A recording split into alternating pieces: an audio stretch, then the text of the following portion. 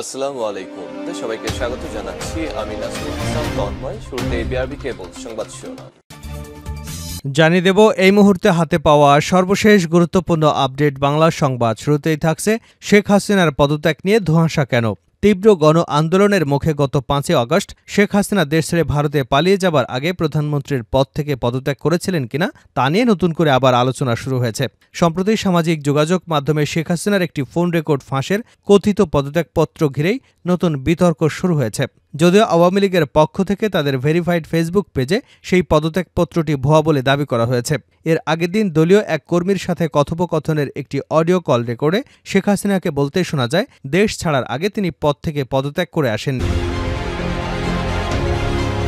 এদিকে ইতিমধ্যেই তার একটি পদত্যাগপত্র সামাজিক যোগাযোগ মাধ্যমে ভাইরাল হয়েছে। তিনি ভারতে পালিয়ে যাবার পর সেনাপ্রধান ওয়াকারুজ্জামান বলেছিলেন শেখ হাসিনা পদত্যাগ করে দেশ ছেড়ে চলে গেছেন। আবার রাষ্ট্রপতি বলেছিলেন শেখ হাসিনা আমার কাছে পদত্যাগপত্র জমা দিয়ে দেশ ছেড়েছেন। আবার শেখ হাসিনা এখন বলছেন তিনি পদত্যাগ করেননি। আর এ বিষয়ে একটি ধোঁয়াশা সৃষ্টি হয়েছে। এবারে জানাবো আসাদুজ্জামান মিয়ার ব্রিফকেসে 10 কোটি টাকার এফডিআরের নথি। বাড়ি, গাড়ি, প্লট, ফ্ল্যাট কিনেই ঢাকা মেট্রোপলিটন পুলিশের সাবেক কমিশনার আসাদুজ্জামান মিয়ার গত 12 সেপ্টেম্বর রাত 11টার দিকে মহাখালীর ফ্লাইওভারের উপর কালো রঙের ব্লুকার ব্র্যান্ডের প্রাইভেট কার থেকে তাকে আটক করে র্যাব। ওই গাড়িতে থাকা একটি ব্রিফকেসের সন্ধান মেলে। ব্রিফকেসটি জব্দ করে ঢাকা মহানগর পুলিশের কার্যালয়ে নেওয়া হয়। শীর্ষ কর্মকর্তাদের উপস্থিতিতে ব্রিফকেসটি খোলা হয়। ব্রিফকেসে বিভিন্ন ব্যাংকের চেকবই, হিসাব বিবরণী, এফডিআর নথি পায় ডিবি।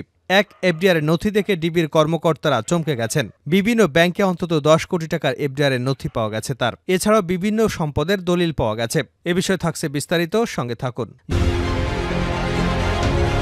জানাবো 6 হত্যা মামলায় গ্রেপ্তার দেখানো হলো, আদালতে যা বলেন সাবেক বিচারপতি মানিক। পৃথক 6 হত্যা মামলায় সাবেক বিচারপতি এএইচএম শামসুজ্জামান চৌধুরী মানিককে গ্রেপ্তার দেখানো হয়েছে।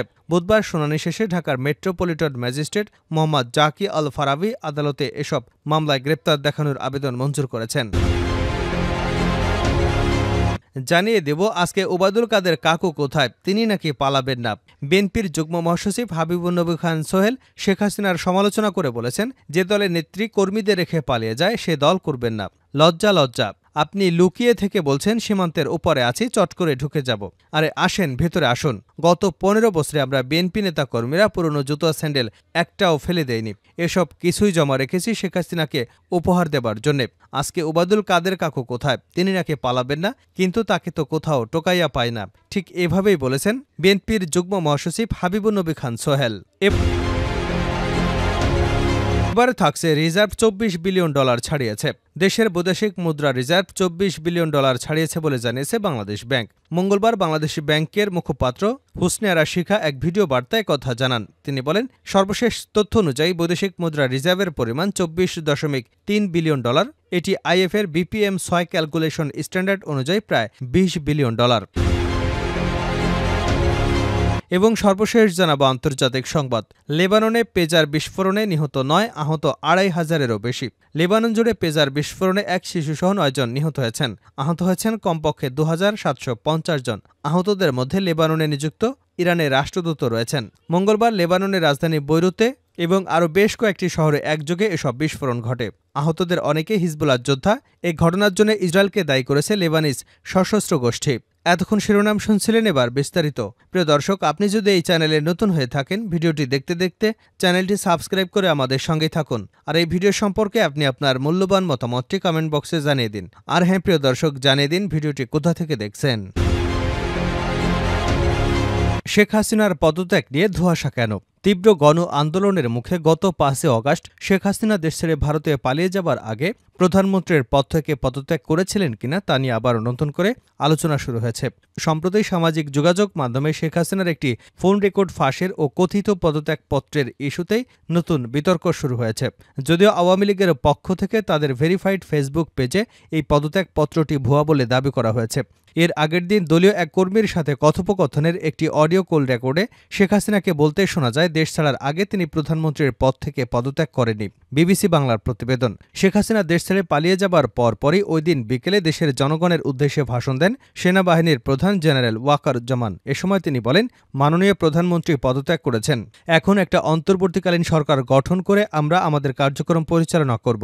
তবে সেনাপ্রধানের বক্তব্যের আগে ওই দিন দুপুরের পরই প্রধানমন্ত্রীর সরকারি বাসভবন, গণভবন ও তেজগাঁওয়ের প্রধানমন্ত্রীর কার্যালয় থেকে নিরাপত্তা তুলে নেওয়া হয়। তখন অনেক মানুষকে গণভবনে, প্রধানমন্ত্রীর কার্যালয় ও সংসদ ভবনে ঢুকে উল্লাস করতে দেখা গেছিল। ওই দিন রাতে জাতির উদ্দেশ্যে দেওয়া ভাষণে রাষ্ট্রপতি মোহাম্মদ শাহাবুদ্দিন বলেছিলেন, আপনারা জানেন প্রধানমন্ত্রী শেখ হাসিনা রাষ্ট্রপতির কাছে পদত্যাগপত্র জমা দিয়েছেন এবং আমি তা গ্রহণ করেছি। পরদিন ৬ আগস্ট রাষ্ট্রপতির কার্যালয় থেকে পাঠানো এক বিজ্ঞপ্তিতে দ্বাদশ জাতীয় সংসদ বিলুপ্ত করার কথা জানানো হয়। ওই দিন পর গত ৮ই আগস্ট শপথ নেয় অধ্যাপক মোহাম্মদ ইউনূসের নেতৃত্বাধীন নতুন অন্তর্বর্তীকালীন সরকার।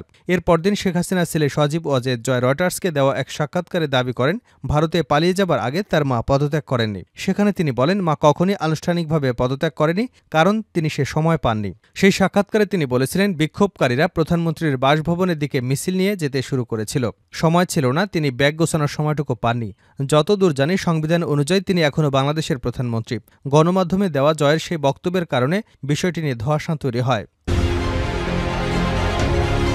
আসাদুজ্জামান মিয়ার ব্রিফকেসে ১০ কোটি টাকার এফডিআরের নথি। বাড়ি, গাড়ি, প্লট, ফ্ল্যাট কি নেই ঢাকা মেট্রোপলিটন পুলিশের সাবেক কমিশনার আসাদুজ্জামান মিয়ার। গত ১২ই সেপ্টেম্বর রাত ১১টার দিকে মহাখালীর ফ্লাইওভারের উপরে কালো রঙের ফ্লুগার ব্র্যান্ডের প্রাইভেট কার থেকে তাকে আটক করে র্যাব। ওই গাড়িতে থাকা একটি ব্রিফকেসের সন্ধান মেলে। ব্রিফকেসটি জব্দ করে ঢাকা মহানগর গোয়েন্দা পুলিশের কার্যালয়ে নেওয়া হয়। শীর্ষ কর্মকর্তাদের উপস্থিতিতে ব্রিফকেসটি খোলা হয়। ব্রিফকেসে বিভিন্ন ব্যাংকের চেকবই, হিসাব বিবরণী, এফডিআই নথি পায় ডিবি। এক এফডিআরের নথি দেখে ডিবির কর্মকর্তারা চমকে গেছেন। বিভিন্ন ব্যাংকে অন্তত ১০ কোটি টাকার এফডিআরের নথি সেখানে পাওয়া গেছে।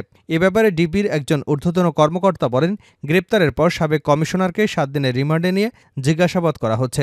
জিজ্ঞাসাবাদে এফডিআরের নথিসহ তার বিভিন্ন সম্পদের তথ্য দিয়েছেন। ডিবির ওই কর্মকর্তা জানিয়েছেন, এফডিআরের নথিতে সাউথ ইস্ট ব্যাংকে ২৫টি এফডিআর, মার্কেন্টাইল ব্যাংকে ৬টি এফডিআর, শাহজালাল ইসলামী ব্যাংকে এবং পূবালী ব্যাংকে ও ঢাকা ব্যাংকে একটি করে এফডিআর রয়েছে। এসব এফডিআরে বিভিন্ন জনের নাম করা হয়েছে। যাদের নামে এফডিআর করা হয়েছে তাদের কেউই সাবেক কমিশনারের আত্মীয়স্বজন নয়। সাউথ ইস্ট ব্যাংকে সুরমা এন্টারপ্রাইজ নামে 5টি এফডিআর করা হয়েছে। এছাড়া মেহেদি হাসান, রাসেল, আকাশ, আনোয়ার হক, দেলোয়ারা তাহেরা হ্যাপি, শারমিন জাহান, রাশিদুল হক সহ 10 জনের নামে এফডিআর করা হয়েছে। এক একটি এফডিআরের অর্থের পরিমাণ গড়ে 10 লাখ টাকা থেকে 25 লাখ টাকা পর্যন্ত। এছাড়া মার্কেন্টাইল ব্যাংক রামপুরা শাখায় এস.এম. নিয়াজউদ্দিনের নামে 6টি এফডিআর করা হয়েছে। ডিএমপির সাবেক কমিশনার আসাদুজ্জামান মিয়ার 7 দিনের রিমান্ডে জিজ্ঞাসাবাদে গতকাল ছিল 5ম দিন। জিজ্ঞাসাবাদে সাবেক এই কমিশনার তার ব্যক্তি জীবনে অন্তত কয়েকশো কোটি টাকার সম্পদ থাকার তথ্য দিয়েছেন।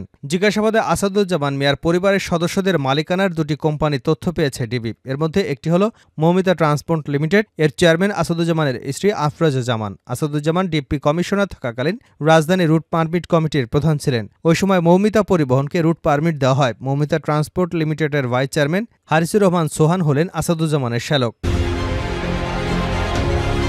6 হত্যা মামলায় গ্রেপ্তার দেখানো হলো, আদালতে যা বললেন বিচারপতি মানিক। পৃথক 6 হত্যা মামলায় সাবেক বিচারপতি এএসএম শামসুদ্দিন চৌধুরী মানিককে গ্রেপ্তার দেখানো হয়েছে। বুধবার শুনানি শেষে ঢাকার মেট্রোপলিটন ম্যাজিস্ট্রেট মোহাম্মদ জাকি আল ফারাবি আদালত এসব মামলায় গ্রেপ্তার দেখানোর আবেদন মঞ্জুর করেন। বুধবার 18 সেপ্টেম্বর শুনানি শেষে ঢাকার মেট্রোপলিটন ম্যাজিস্ট্রেট মোহাম্মদ জাকি আল ফারাবি এই 6 হত্যা মামলায় তাকে গ্রেপ্তার দেখানোর আবেদন মঞ্জুর করেছেন।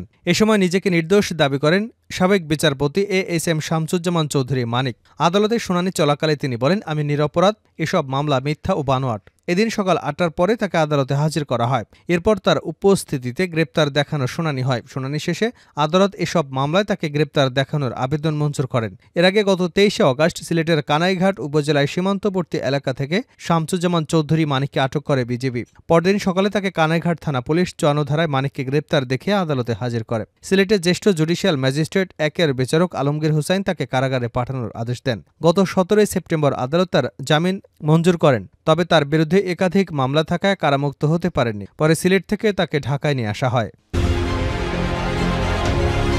আজকে কাকু কোথায়, তিনি নাকি পালাবেন না।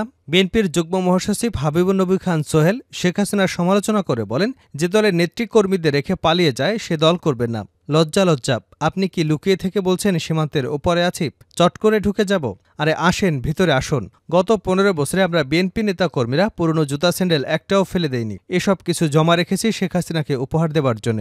আজকে কাকু ওবায়দুল কাদের কোথায়? তিনি নাকি পালাবেন না, কিন্তু তাকে তো কোথাও টোকাইয়া পাই না। মঙ্গলবার আন্তর্জাতিক গণতন্ত্র দিবস উপলক্ষে নয়াপল্টনে বিএনপির কেন্দ্রীয় কার্যালয়ের সমাবেশে বিএনপির যুগ্ম মহাসচিব এসব কথা বলেন। হাবিবুন নবী খান সোহেল বলেন, ভারতের এক মন্ত্রী বলেছেন তাদের সেনাবাহিনীকে প্রস্তুত রাখার জন্য। আমরা বলতে চাই, বাংলাদেশে 17 কোটি সৈন্য রয়েছে, এদেশের শিশু থেকে সবাই সৈন্য। বিএনপির এই যুগ্ম মহাসচিব বলেন, আমরা শেখ হাসিনাকে বহুবার বলেছি কেয়ারটেকার সরকার দিন। আমাদের দলের ভারপ্রাপ্ত চেয়ারম্যান তারেক রহমান বহুবার বলেছেন, কিন্তু তিনি আমাদের কথা শোনেননি। তিনি দাদাদের কথা শুনেছেন। আমাদের কথা শুনলে এভাবে পালিয়ে যেতে হতো না। হাসিনার উদ্দেশ্যে সোহেল বলেন, দলের সব নেতাকর্মীদের ফেলে পালালেন, যেন চাচা আপন প্রাণ বাঁচা। আওয়ামী লীগের নেতাকর্মীদের বলি, যে দলের নেতা সবাইকে ছেড়ে পালিয়ে যায় তার দল করিয়েন না। যারা তাকে আশ্রয় দিয়েছে তাদের বলি, যে হাসিনা খুনি, তিনি অসংখ্য শিশুসহ মানুষ খুন করেছেন, শাপলা চত্বরে গণহত্যা চালিয়েছেন, পিলখানায় 57 জন চৌকস সামরিক অফিসারকেও হত্যা করেছেন। এই সিরিয়াল কিলার শেখ হাসিনাকে যারা আশ্রয় দিয়েছেন, বিভিন্ন ঘটনা ঘটাচ্ছেন। কান পেতে শোনেন, ঢাকা শান্তিতে না থাকলে দিল্লি শান্তিতে থাকতে পারবে না। বাংলাদেশের 17 কোটি মানুষ এক একজন সৈনিক, অতএব হুমকি দিয়ে কাজ হবে না।